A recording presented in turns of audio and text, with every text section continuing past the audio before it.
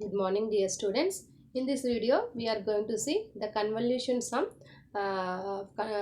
finding the convolution sum using the direct method for the unit step function.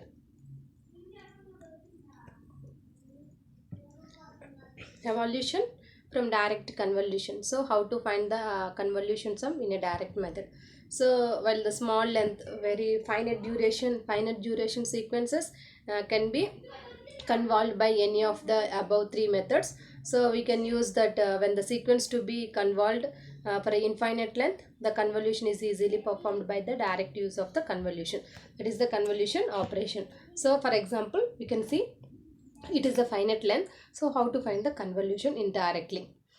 Since you consider u of m is equal to, so u is nothing but a unit step function. Unit step function, it is one when it is one for m is equal to m is greater than or is equal to 0, otherwise m is less than 0, it is 0.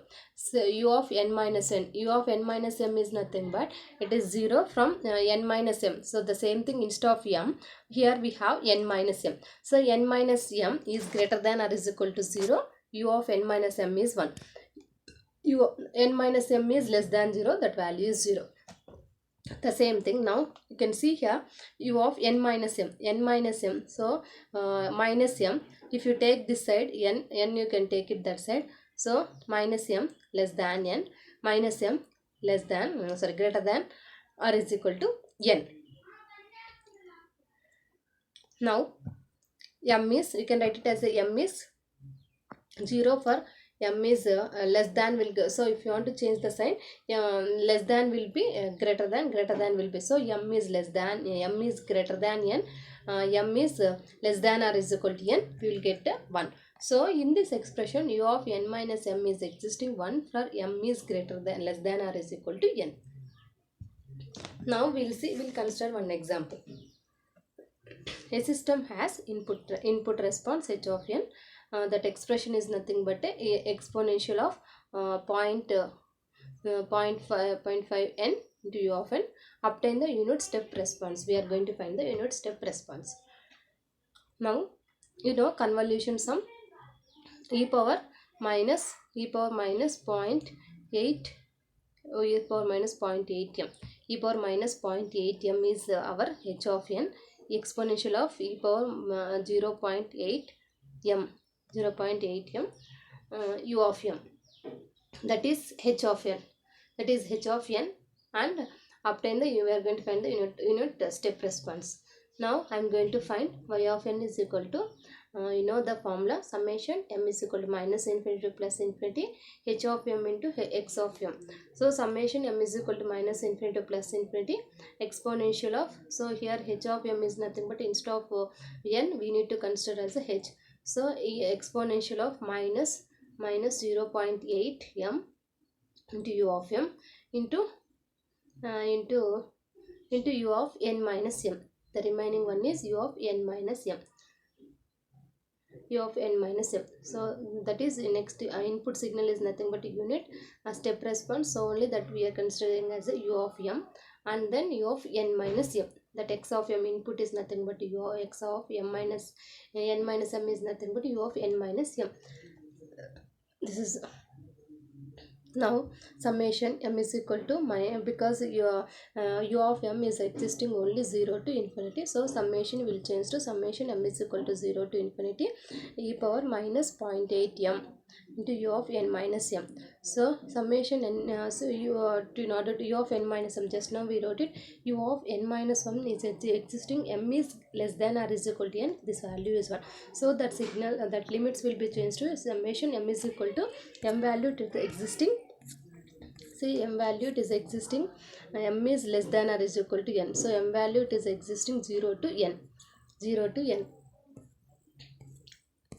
So now I am going to change summation m is equal to 0 to n e power minus 0.8 m. Now summation n is equal to, summation m is equal to 0 to n e power minus 0.8 m. So for this we have the formula, if e power anything, so summation m is equal to 0 to n, we have 1 minus 1 minus 1 minus of whatever we have, that is power n plus 1 divided by this, you can consider as a power n plus 1 divided by 1 minus a. So we'll get it as a 1 minus of minus 0.8 over n plus 1 divided by 1 minus of minus 0.8 minus 0.8. This is our output. So now the same thing, we can find that y of n is equal to summation. Otherwise we can consider summation. This will be summation m is equal to minus infinity to plus infinity minus 0.8 into n minus 1 u of n minus m. So here minus 0.8 e power exponential of e power minus 0.8 into n minus m into u of n minus m. So now this is our x of n, this is our h of n. To find y of n, so we are going to convolving h of n is nothing but a minus 0.8 into whole power n into u of n. So we'll get the convolution of these two signal is x of n into h of n is y of n, whatever we got now.